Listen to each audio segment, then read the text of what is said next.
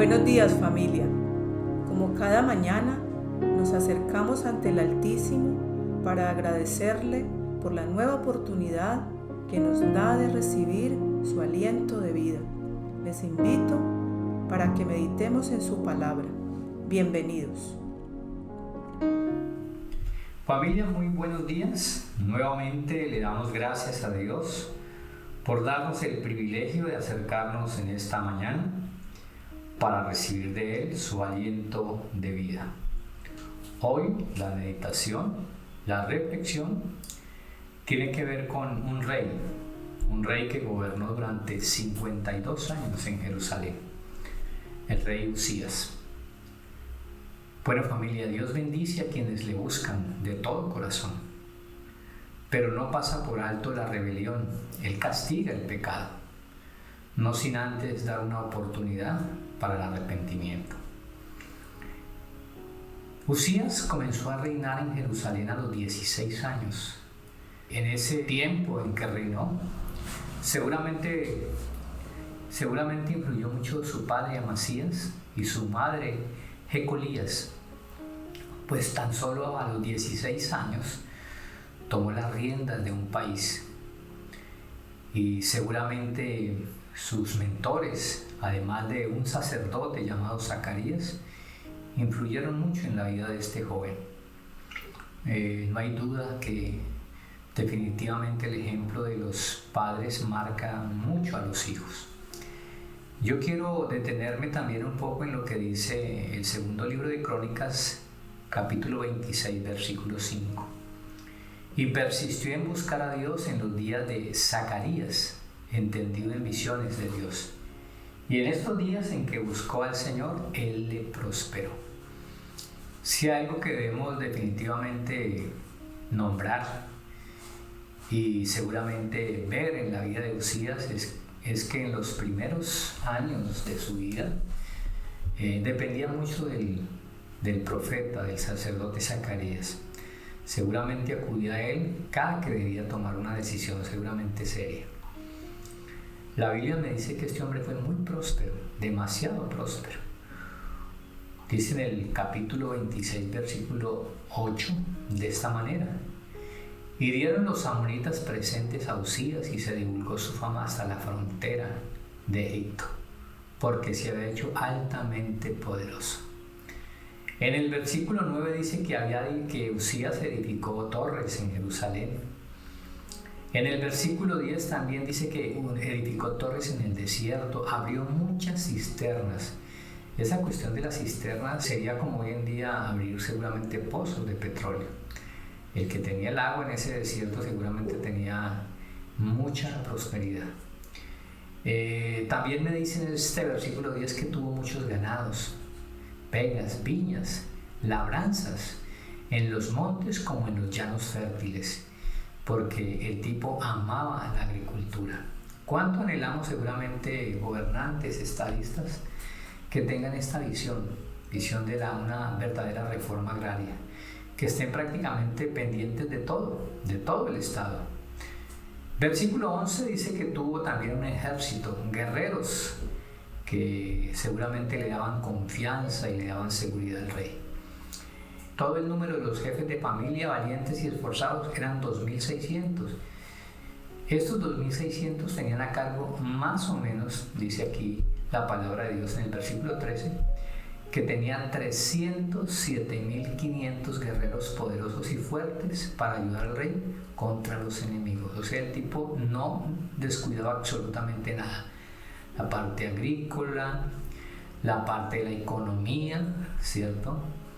La parte del agua con las cisternas y también su ejército para la seguridad. Versículo 14. Y Usías preparó para todo el ejército escudos, lanzas, yelmos, coseletes, arcos y hondas para tirar piedra. O sea, el tipo tenía todo un arsenal para enfrentar a los enemigos.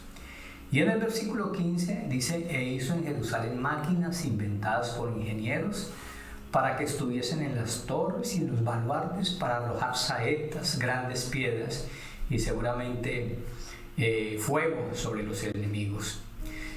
Terminando este versículo dice, y su fama se extendió lejos porque fue ayudado maravillosamente hasta hacerse poderoso. Qué texto tan diciente, ¿no? ¿Cuántos no querrían llegar a ese estado, a la cúspide? Pero alguien dijo que el problema no era llegar a la cima, sino sostenerse allí. Porque desafortunadamente cuando estamos allí en la cúspide es donde seguramente se empieza a engrosar el corazón, a llenarnos seguramente de orgullo, de soberbia, de altivez, de prepotencia, de creer que todo eso lo hemos conseguido con nuestro bagaje, con nuestra estrategia, con nuestras fuerzas. Pero ahí es donde empieza pues, lo delicado en la vida de Uzías. La ruina de Uzías, ¿cierto? ¿Qué lo llevó a la ruina? Su orgullo. ¿Qué lo llevó a la ruina? Su soberbia. ¿Qué lo llevó a la ruina? Su rebelión.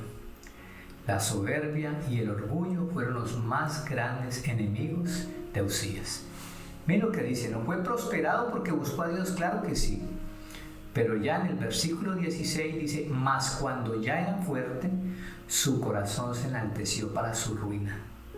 Cuando su fama llegó a ser tanta, perdió la humildad. Y eso lo llevó a la ruina. El orgullo le hizo pensar que todo lo que había logrado lo debía seguramente a su capacidad. El rey no solo pensó que era superior, sino que podía hacer lo que quisiera, aunque eso significara violar las leyes del Señor. Cuando esto ocurre, no se puede salir impune y creer que Dios pasará por alto la rebelión. Desde el momento en que su corazón se enalteció, empezó su ruina. Al orgullo le sigue la rebelión. Y esta todavía es más peligrosa porque es una franca insubordinación a las autoridades. Uzías pronto olvidó quién había recibido todas las bendiciones y abiertamente se rebeló contra el Señor.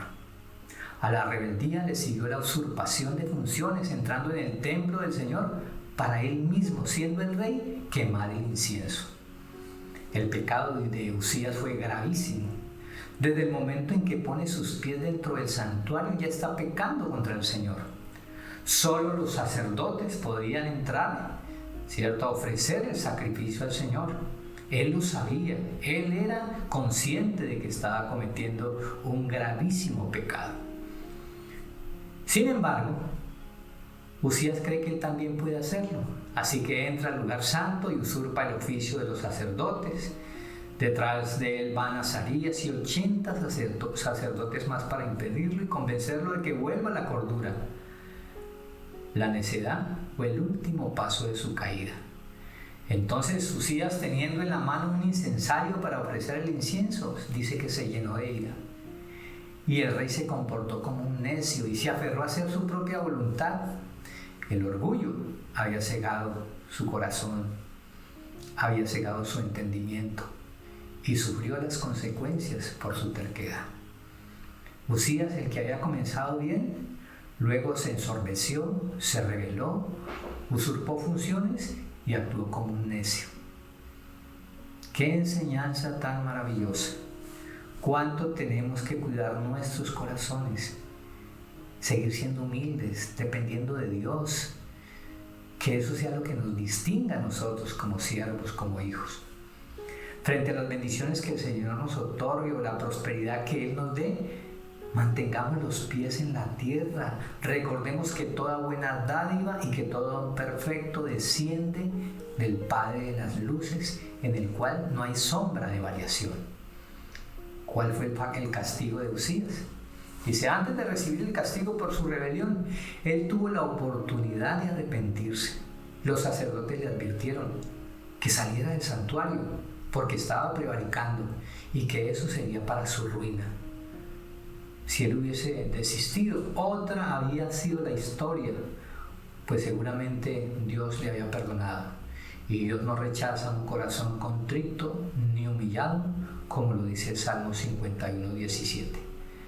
Pero Uzías no se arrepintió, pues ni siquiera soltó el incensario, y su corazón se llenó de ira contra los ministros. Justo en ese momento recibió el castigo divino. La lepra le brotó en la mente. Familia, qué enseñanza tan hermosa. ¿A qué nos lleva el orgullo? ¿A qué nos lleva la soberbia? ¿A qué nos lleva la altivez? La palabra de Dios es bien clara, no se engañen, Dios no puede ser burlado. Todo lo que el hombre siembra, eso va a recoger. La vida de Usías es un ejemplo claro de la bendición que el Señor otorga a los que le buscan, pero también enseña que cuando dejamos que el pecado gobierne nuestra vida, sin duda cosecharemos lo que hemos sembrado. Él tuvo la oportunidad de arrepentirse, pero no lo hizo. Y la Escritura dice que él murió leproso y solo. ¿Por qué no le damos gracias a Dios en esta mañana? Y que sea este pasaje y que sea la vida de Usías que nos confronte si estamos obrando mal. ¿Qué tienes que no hayas recibido? Dice el apóstol San Pablo en la carta a los Corintios. Y si lo recibiste, ¿por qué te jactas? ¿Por qué te crees que fuiste tú?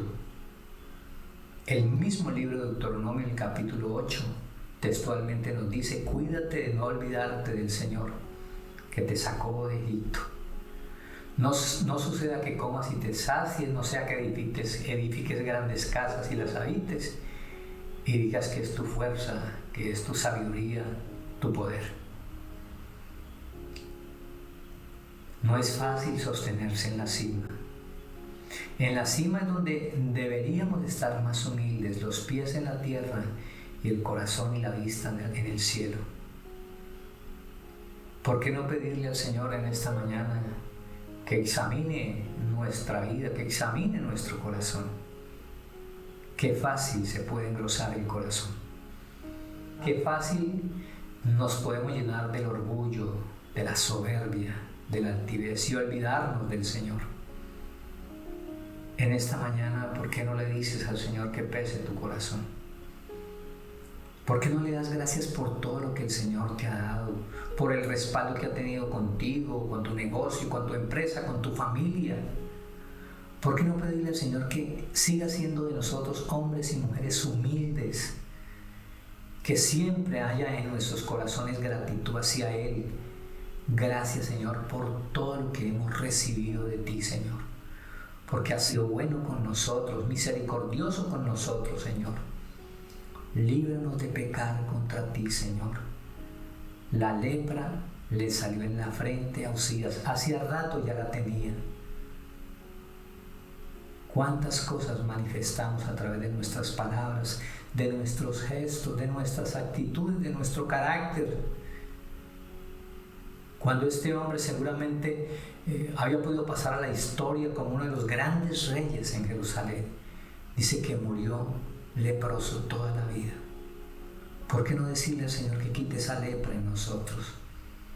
La lepra del orgullo, de la soberbia, de la altivez, la lepra de la autosuficiencia. Dígale al Señor en esta mañana que usted quiere ser humilde, siempre depender de Él. ¿Por qué no te acercas al Señor en esta mañana? ¿Por qué no le dices que entre a tu vida, que tome el control de tu corazón, que haga de ti la persona que Él quiere que tú seas? Entrégale tu vida, entrégale tu familia, entrégale tu ser. Papacito de los cielos, bendito eres en esta mañana, Señor. Gracias por tu palabra, gracias por tus enseñanzas, Señor. Tu palabra dice que debemos escudriñar toda tu palabra, retener lo bueno y desechar lo malo, Señor. Este hombre se olvidó, Señor, que tú le hayas proveído de todo, Señor, que tú lo hayas capacitado, Señor, que le hayas ayudado maravillosamente hasta hacerse altamente poderoso. Bendito eres en esta mañana, mi Señor. Gracias por permitirnos acercarnos a ti, Señor. En esta mañana queremos pedirte tu bendición, Señor, y pedirte, Papacito de los cielos, que tu gracia siempre nos siga acompañando.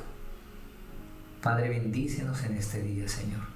Que tu amor sobrenatural, que la gracia de tu Hijo y que la comunión con tu Santo Espíritu se siga derramando en nuestros corazones. En el nombre de Jesús. Amén. Bueno, familia, que Dios les bendiga y que pasen un excelente día.